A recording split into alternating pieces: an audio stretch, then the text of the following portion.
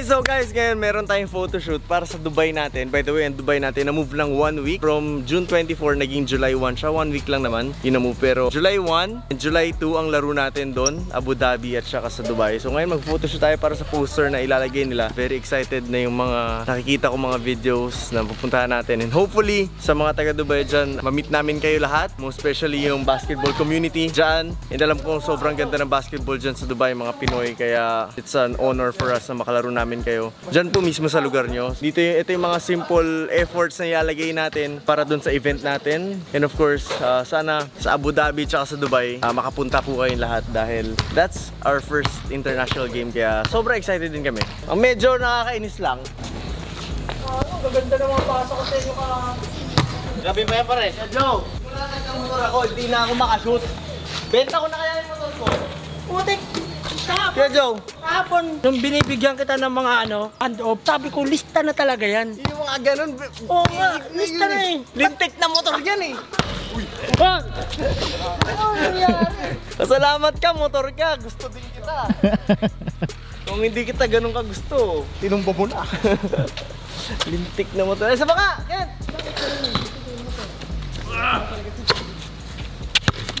Kaya Joe! Yeah! Yun!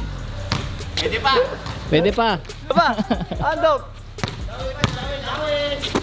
Yun o! Oh!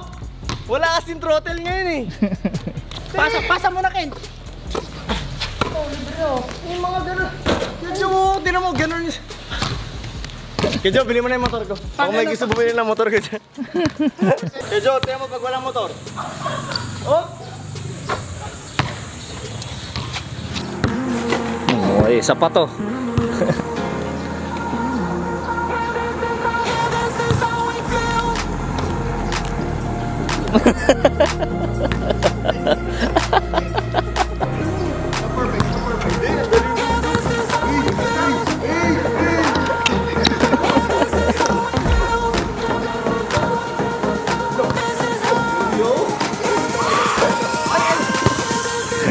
Oh yes, update nga pala sa amin tatlo ni Uncle Joe. Si Kent. Sheesh! Ito eh, buti maliit lang kay Kent. Aking tapilok, pinipilit natin maglakad na normal para hindi siya masanay. Pero sakit na magana siya. Sige, Joey naman. Joe! Tingin? Pero okay na. Tatlo lang yan par. Na-timingan kami tatlo. Preparation dapat natin yan para sa Leyte kasi alsa tayo ng Leyte. Hey Joe, kung nagban ako, hindi ako nagmamotor. Kasi sana yun eh. Side view pa, side view. Jojo, hanapan muna ako ng buyer ha. Poste na yung motor ko, tapos pwede na kayo mag-handle. Oh.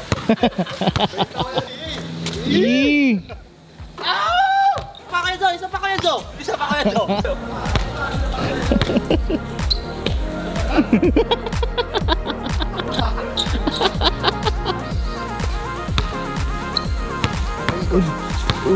Uy.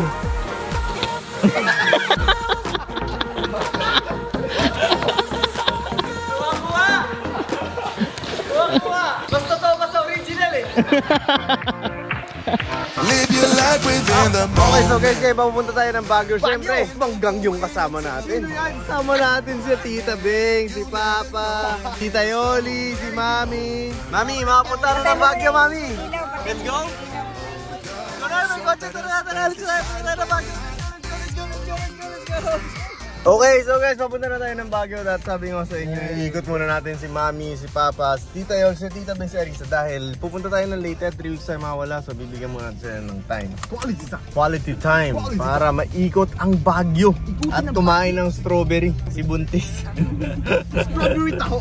Kailangan makakain to ng strawberry para masaya. So guys, pupunta muna tayo. Papalag muna tayo sa Baguio bago tayo sumabak sa gera sa Leyte.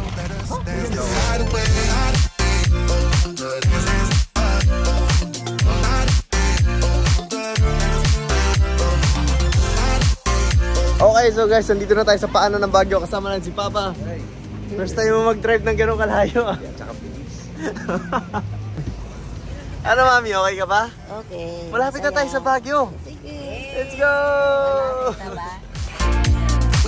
Get away from the drinks and chatter. Have wanna say the word, but it doesn't matter. Natutuwa lang ako kasi first time natin na alis with sila Papa kasama natin. Usually kasama natin yung grupo, pero ngayon kasama natin sila Papa, sila Mami, sila Tita Yoli. And I'm looking forward na makagawa tayo ng mga gantong lakad. Hopefully kahit once a month, pag after natin mga tumayo. Naisip ko magawa natin to palagi. Kahit once a month siguro. Kayang twice a month, diba? Mailabas natin sila na ba? No? Kasi laging, siyempre, laging lakad natin tayo. Ayan, sila Mami. Dapat lagi. Dapat family pala. Naalala mo nga pala nung vlog ko nung nakaraan, dami ko pang games nun ba sa Bailin. Meron pang training camp. Pero sabi ko no, I have to go to Audi. Hindi ko alam na pupunta ka ba. Siyempre, always family first. And yun yung mga makikita niyo sa vlog natin. Every once in a while na dati, laging puro basketball na ba?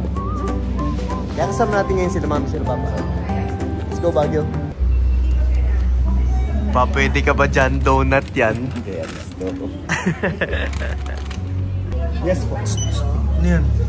Ay, sir, nagtatry po kasi. Kakampisa lang mag-vlog, sir. Sir Mabs.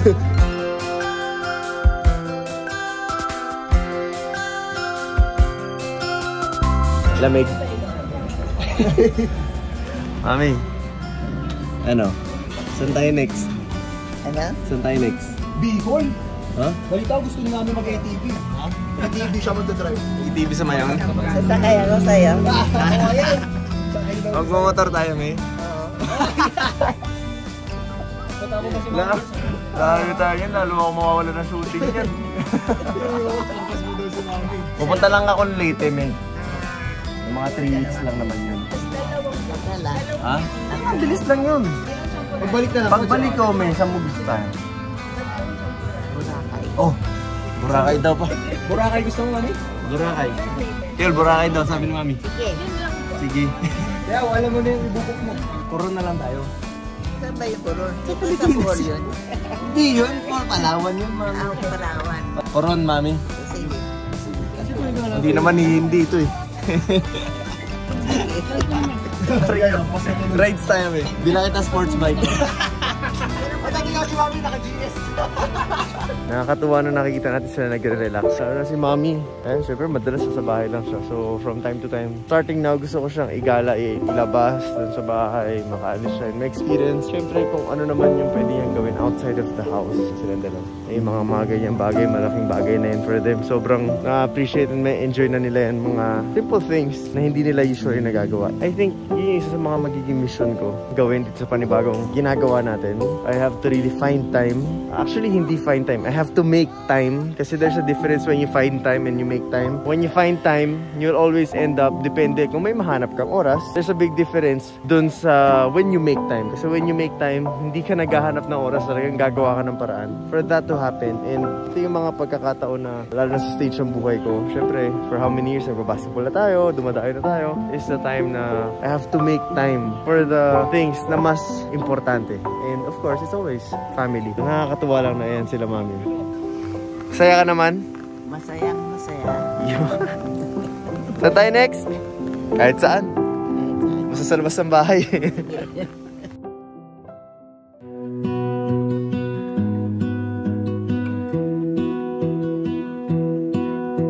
I lose my breath whenever I see you. You stole my heart, what is it that you do? My life was great till you added colors. Si Mami nagsiselfie na. Like the moon needs the sun, we don't care about the others. You set my world on fire. Ha? You're my heart's desire. I just wanna love you, just wanna hold you, just wanna be with you till we grow old. Just tell me you'll stay or take me away. I want you for myself every single day. You set my world on fire. You set my world on fire. Love you, May. Love you. Thank Ba't you. hindi naman sa'yo ito? Lee. Bye bye, love you. Saan tayo next week? Boracay. Bye mami, love you. Oh, Boracay ko. Kaya ako ron daw. Game. Bye me. Love you.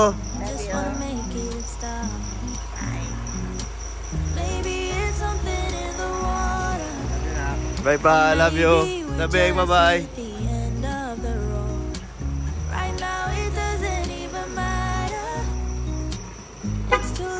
Love you.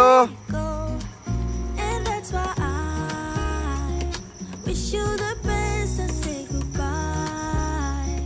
You start to get dressed and then we cry. Okay, so guys, mission accomplished tayo na igala natin sila mami. I feel charged. Kasi alis tayo ng later, diba? 3 weeks tayo doon. So, syempre, dahil nailabas natin sila, me personally, mas makapag-focus din ako doon sa mga kailangan natin gawin. Ayun yung mga bagay minsan na kapag malayo ako, tapos syempre, hindi ako makakauwi. Iniisip ko yung time with them, mga ganyan. Sometimes, I feel unfair. Sometimes, I feel, alam mo yun, hindi kompleto kahit na sobrang may na-achieve ka, meron kang goal na na-checkan mo. Pero, overall, katulad nung pinunta ko si Awi, kung napanood niyo yun, parang hindi rin kompleto. Parang hindi rin siya masaya 100% kasi parang may kulang. Pero dahil nailabas natin sila mami, we had time with our family, mas masaya magtrabaho. So pag uwi natin, gawin ulit natin yun. Request mami, Boracay daw. Ngayon, tingnan natin kung paano natin gagawin. Sana walang bagyo sa mga susunod na buwan. Pero gagawin natin yan, guys. Kita-kita tayo sa Leyte. Yan, June, 3 weeks nandiyan tayo.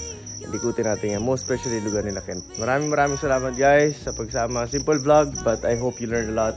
Lessons in life. Kung ano yung pinakamahalaga, which is family first. Say goodbye. You start to